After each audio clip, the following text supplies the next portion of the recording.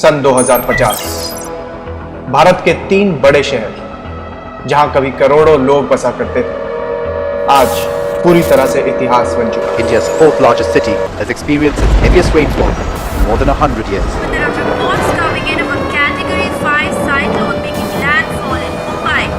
West Bengal and Kolkata is in the line of the cyclone. आखिर कैसे आपकी और मेरी नजरों के सामने इतने बड़े शहर डूब गए और क्यों नहीं बचा सके हम उन शहरों को डूबने से।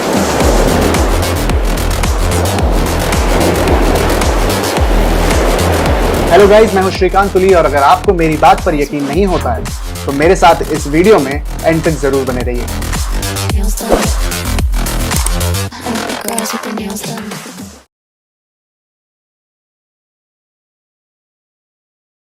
मुंबई, इंडिया। हम में से ज्यादातर लोग इस बात को नहीं जानते कि मुंबई दरअसल 7 छोटे छोटे आइलैंड्स को जोड़कर बनाया गया है। 18वीं सदी तक ये शहर दरअसल 7 छोटे छोटे आइलैंड्स का क्लस्टर था, पर उस समय जो यहाँ पर डेवलपमेंट शुरू हुई है उसके बाद इस शहर ने सिर्फ और सिर्फ लैंड रिक्लेमेशन ही देखा है। इस शहर की बढ़ती हुई पॉपुलैरिटी को देखते हुए बहुत सारे समुद्र को काट कर वहां जमीन बना दिया गया और आज वहां पर करोड़ों लोग भी रहते हैं। मुंबई की हालत दरअसल ऐसी है कि इस शहर के आधे से ज्यादा लोग आज सी के हाई टाइड लेवल से नीचे रहते हैं। सेंटा क्रूज, अंधेरी, बैंड्रा और मरीन ड्राइव जैसे फेमस एरियाज भी आज हाई टाइड के लेवल से नीचे हैं। इससे सबसे बड़ा खतरा ये मंडराता है कि अगर किसी दिन समुद्र ने अपनी जगह वापस लेने का फैसला कर लिया तो फिर उसको बचा पाना नामुमकिन हो जाएगा। मुंबई तो आज भी हर मॉनसून में पूरी तरह डूब जाता है, लेकिन मुंबई के लिए सिर्फ मॉनसून और बढ़ता सी लेवल खतरा नहीं है, बल्कि यहाँ पर सबसे बड़ा जो खतरा मंडरा रहा है वो है ओशन वार्मिंग का। लगातार हो रहे ग्लोबल वार्मिंग और ग्रीन हाउस गैसेस की वजह से यहाँ पर मौजूद अरेबियन सी में इतनी ज्यादा ओशन वार्मिंग हो रही है कि उसकी वजह से कई सारे साइक्लोन्स अरेबियन सी में बनने लगे हैं। आखिरी बार 1902 में अरेबियन सी में कोई साइक्लोन देखा गया था, लेकिन अगर 2019 की बात करी जाए तो उस एक साल में ही 4 साइक्लोन्स अरेबियन सी में आए और 2020 में भी मुंबई में एक साइक्लोन देखा गया। इसका मतलब है कि पहले जो साइक्लोन्स इस शहर में 100 साल में एक बार बनते थे वो अब 2 साल में 5 बार बन चुके हैं। अगर इतनी बड़ी बात भी हम लोगों को खतरे की घंटी नहीं लगती तो सच में 2050 तक मुंबई को बचा पाना काफी मुश्किल हो जाएगा। तो आखिर क्या है सॉल्यूशन? क्या 2050 तक मुंबई शहर पूरी तरह से डूब जाएगा? अगर आप मुंबई में रहते हैं तो आपने यहाँ पर कई जगहों पर मैंग्रोव्स या फिर खाड़ियां देखी होंगी। दरअसल ये मैंग्रोव्स नेचुरल बैरियर का काम करती हैं जो कि समुद्र के पानी को शहर में आने से रोकती है। पर मुंबई शहर की बढ़ती हुई आबादी की वजह से इन मैंग्रोव्स को लगातार काटा जा रहा है और वहां पर भी लैंड रिक्लेमेशन करके नई नई बिल्डिंग और नए नए कंस्ट्रक्शन हो रहे हैं। आरे जंगल के बारे में आप सबने सुना होगा, इसको मुंबई का लंग्स भी कहा जाता है। यानी ये मुंबई का वो इकलौता सोल्यूशन है जो कि ओशन वार्मिंग होने से अरेबियन सी को रोकता है। हाल ही में यहाँ पर 2500 पेड़ को काट दिया गया।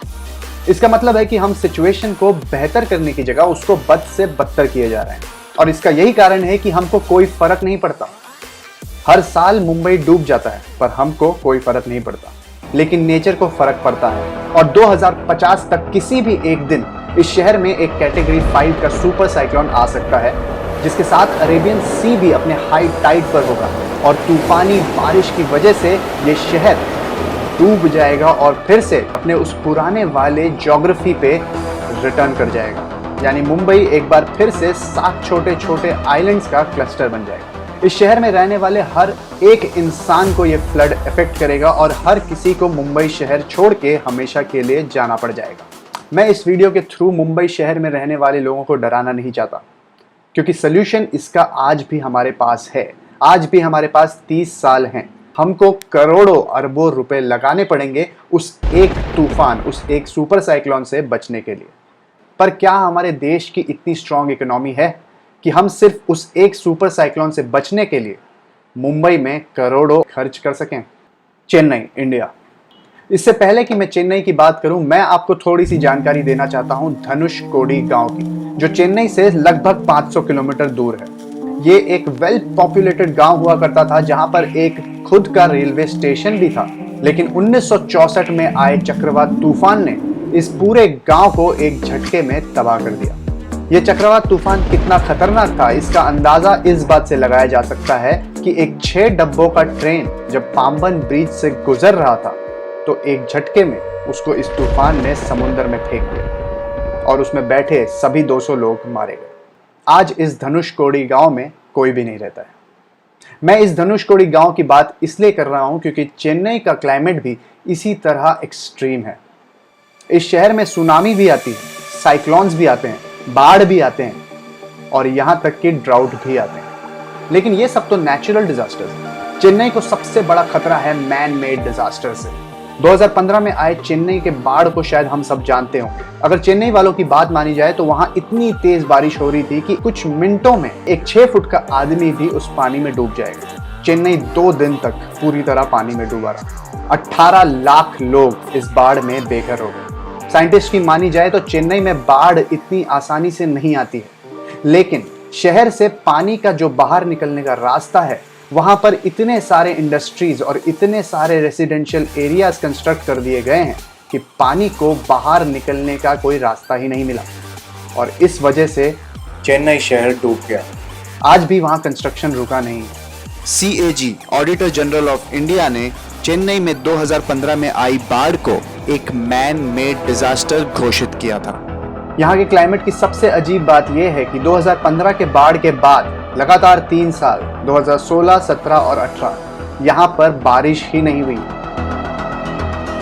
अगर सही समय रहते हमने चेन्नई शहर के लिए कोई सही फैसला नहीं लिया तो अगले 30 सालों में यानी 2050 तक कभी भी हमें कोई खौफनाक समाचार मिल सकता है। पिछले वीडियो में मैंने बताया है 7 ऐसे शहर जो पूरी तरह से समुद्र की गहराइयों में समा गए।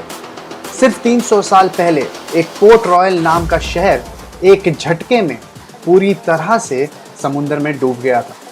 इस इतिहास को जानकर हमें यह पता चलता है कि ऐसी कोई बड़ी घटना होना धरती पे कोई हैरानी की बात नहीं है। Kolkata, west Bengal. Climate change और बढ़ते सी लेवल की वजह से अगर सबसे वर्स्ट इंपैक्ट किसी शहर या स्टेट पे पड़ने वाला है तो वो है Kolkata, west Bengal. In fact west Bengal में ऑलरेडी क्लाइमेट चेंज का बहुत बुरा इंपैक्ट देखा जा रहा है लगातार। हर साल बे ऑफ बंगाल 15 फीट जमीन को निगल लेता है। अगर आपको 15 फीट एक छोटा नंबर लग रहा है तो आगे की इंफॉर्मेशन को जरा ध्यान से सुनिएगा। दरअसल 15 फीट तो एक एवरेज है। जो हम लोगों को शहर में बैठे पता नहीं चलता वो ये कि सुंदरबन जंगल धीरे धीरे गायब होता जा रहा है और सुंदरबन जंगल में कई छोटे बड़े गांव तो पूरी तरह से डूब चुके हैं। कई सारे गांव की खेती समुद्र के नमकीन पानी घुस जाने की वजह से पूरी तरह से बर्बाद हो गई। अब ऐसे गांव में जहां खेती ही नहीं हो सकती, कौन बच सकता है? ये सभी लोग अपने गांव को छोड़कर सबसे पास के शहर यानी कोलकाता में सेटल होने जा रहे हैं। सिर्फ वेस्ट बंगाल के गांव से ही नहीं, ढाका और बांग्लादेश के भी कई छोटे बड़े गांव से लोग कोलकाता में सेटल होने आ रहे हैं। इन लोगों को क्लाइमेट माइग्रेंट्स कहा जाता है और अगर आज आप गूगल पे इसके बारे में सर्च करेंगे तो आपको पता चलेगा कि हर साल लाखों क्लाइमेट माइग्रेंट्स कोलकाता में आके सेटल हो रहे हैं। इसके खतरे का अंदाजा हम इस बात से लगा सकते हैं कि अगर आज कोलकाता का पॉपुलेशन 1.5 करोड़ है और अगले 3 साल में यहाँ 3 करोड़ नए लोग यानी क्लाइमेट माइग्रेंट्स आके सेटल होने की कोशिश करते हैं तो क्या कोलकाता इतने सारे लोगों को शय दे पाएगा? इसका जवाब है बिल्कुल भी नहीं। शहर में कैंप्स लगाने पड़ जाएंगे, इंफ्रास्ट्रक्चर की कमी पड़ जाएगी और इतनी ज्यादा पॉपुलेशन होने की वजह से जो वेस्ट क्रिएट होगा उसको डंप करने के लिए कोलकाता के पास ऑप्शंस ही नहीं बचेंगे। यानी अगर ऐसे समय पे कोई भी तूफान या बाढ़ कोलकाता पे हिट करता है तो वहां कई सारे पानी से बने वायरसेस का एपिडेमिक हो सकता है जो सिर्फ कोलकाता और वेस्ट बंगाल के लिए ही नहीं बल्कि हिंदुस्तान और पूरी दुनिया के लिए खतरनाक हो सकता है। जिस खतरनाक तेजी से आज सुंदरबन गायब हो रहा है जो कि कोलकाता का इकलौता नेचुरल बैरियर है from the Bay of Bengal, तो 2050 में कोलकाता कुछ ऐसा दिख सकता है। Thank you so much guys for watching my video. आपको मेरा वीडियो कैसा लगा मुझे प्लीज़ कमेंट सेक्शन में जाके ज़रूर बताइएगा और अगर आपको मेरी दी गई इन्फॉर्मेशन अच्छी लगी है तो प्लीज़ मेरे चैनल को सब्सक्राइब कर लीजिएगा। मैं इसी तरह का इन्फॉर्मेशन लाता रहता हूँ।